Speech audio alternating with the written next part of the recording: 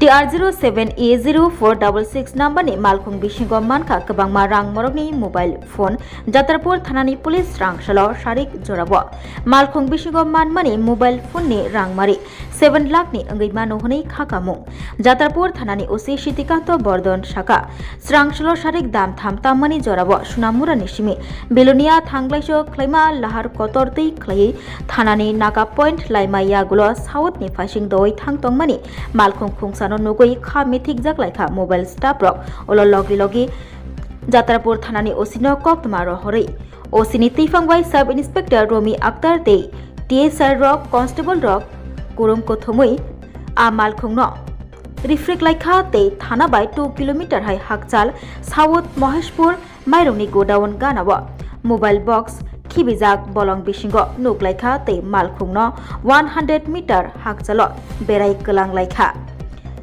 मालखुं गानाव थांमानि यागुलो मालखुंग केबो फानो गरै चालकनायबो गरै लगियाव तंनायबो गरै मालखुं बुकजा मानखा जात्रापुर थानानि पुलिस तै मानखा 7 lakh रांमारिनि mobile phone আমাদের কাছে একটা খবর আসে কিছু বেআইনিভাবে মোবাইল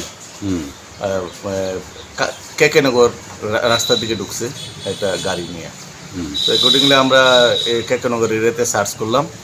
ওইখানে কেকেনগর যে গোডাউন আছে গোডাউনের পিছনে আমরা প্রায় 20টা কার্টুনে আমরা 440টা মোবাইল আমরা রিকভারি করতে সক্ষম হয়েছি গোডাউনের পাশে।